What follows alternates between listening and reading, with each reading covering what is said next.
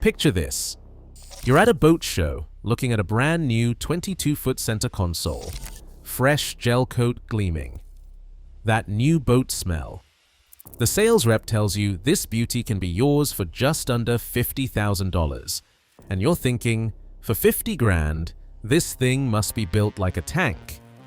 Here's what nobody at that boat show will tell you.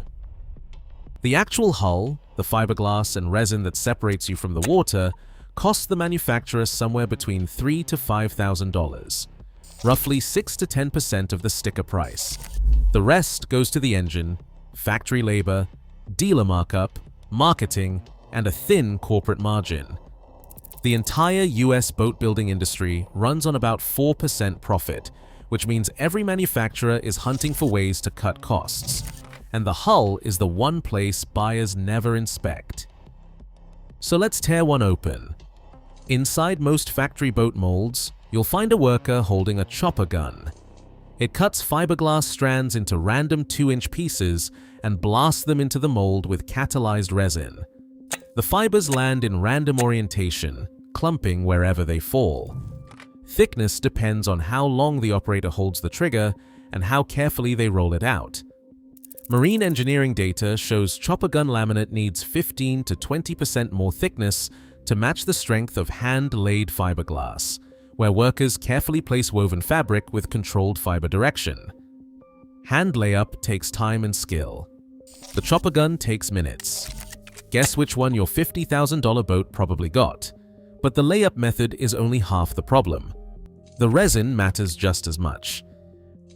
There are 3 main resins used in boat building, and the price difference between them tells you everything. Polyester is the cheapest at roughly $15 to $25 per gallon at bulk pricing. It achieves only 1 to 2% elongation before it cracks. That means it is brittle. It is also the most water-permeable of the 3, making it most vulnerable to osmotic blistering, those ugly bubbles that form below the waterline on boats sitting in the marina. Vinyl ester costs roughly double, but resists water penetration far better. Epoxy is the most expensive and the most flexible. Most budget builders compromise by using vinyl ester for just the first layer behind the gel coat, then building the remaining 20 or 30 layers with cheap polyester. On the spec sheet, they can technically claim vinyl ester construction. In reality, 90% of your hull is the cheapest, most brittle resin on the market. And in a typical budget boat, the finished laminate ends up being 60 to 70% resin and only 30 to 40% actual glass fiber. An engineer at Maverick Boat Group struck a chunk of cured resin to demonstrate. It shattered like a drinking glass on a tile floor. Premium builders using vacuum infusion hit 50-50 or better. Your budget boat is carrying 50% more brittle deadweight for the same strength. Now let's look at what's hidden inside the hull where you can't see it. Open the bilge of most boats in this price range and you'll find the structural backbone is made of wood. Plywood stringers run the length of the hull, sealed inside fiberglass where you'll never inspect them. Marine surveyor David Pascoe, who performed over 5,000 surveys across 4 decades, documented exactly what goes wrong. Builders use staple guns that puncture the fiberglass coating. They apply gel coat over raw wood that doesn't bond properly. The lumber itself is often bargain-grade pine and the cheapest plywood available. Water enters through screw holes, bolt holes, any fitting that loses its seal. And the rot begins, silently, invisibly. Under the deck you walk on every weekend. During one survey, a surveyor tapped a transom with his hammer and it went straight through, lodging in rotten wood on the very first tap. That was the last tap of the day. Another buyer's surveyor struck the transom and immediately turned to the client and asked if he wanted to continue the survey. The buyer walked away from the deal on the spot. It gets worse. Many builders use end-grain balsa as core material in decks and hull sides. When water reaches it, each individual balsa block becomes its own little sponge.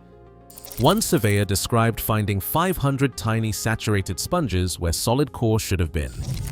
A Grady White owner was told during a survey that the entire transom needed replacing. The estimate came back at $37,000. He would never have noticed a single problem while using the boat.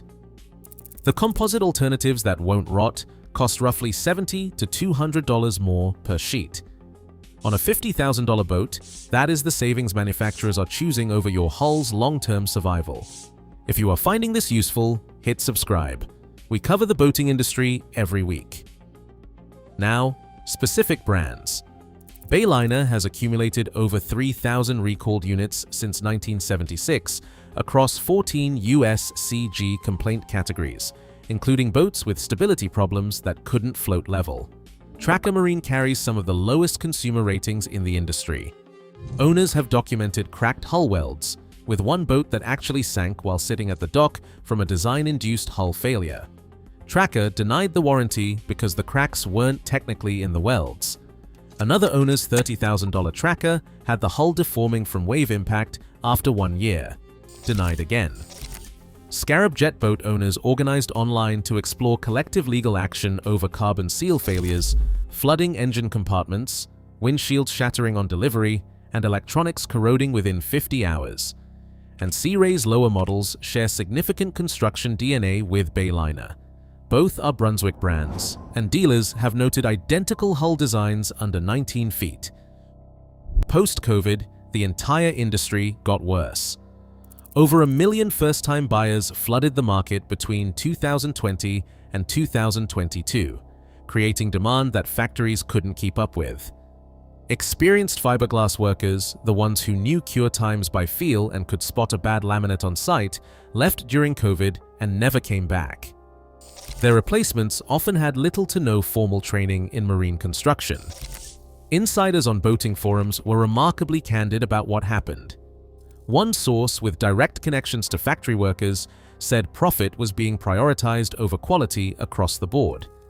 Another stated the demand was so extreme that boats were almost certainly leaving factories before they were properly finished. Meanwhile, manufacturers were posting record prices for boats built by people who had been on the job for weeks, not decades. And here's the part that should really concern you: the NMMA certification sticker. On your boat, the one that makes you feel like someone checked the build quality does not mean anyone tested the hull's structural integrity. It covers safety systems like electrical, fuel, flotation, and steering. Important, yes, but it says nothing about laminate thickness, glass-to-resin ratios, or stringer construction. Marine surveying itself is completely unregulated. No required licenses, no mandatory exams. Anyone can print a business card and call themselves a marine surveyor tomorrow. And even among credentialed surveyors, industry polls found that only a slight majority always use a moisture meter during inspections. David Pascoe estimated that many modern production hulls contain only 10 to 20% actual glass fiber. The rest is brittle resin, cheap filler, and core materials. And there's no industry database tracking hull failures. Nobody is collecting the data that would force accountability. That $50,000 boat has roughly $3,000 to $5,000 of hull materials inside it, likely sprayed in by someone who started 3 months ago, held together with the cheapest resin available, built on wood that will start rotting the moment water finds the first staple hole. The premium builders using proper methods and materials exist, and the cost difference in raw materials is as little as $1,000 to $3,000. That's the gap the industry doesn't want you to see. And the price you'll pay for it won't show up for years, when the deck goes soft and the surveyor's hammer goes straight through.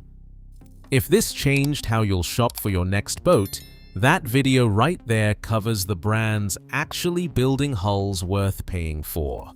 Click it now.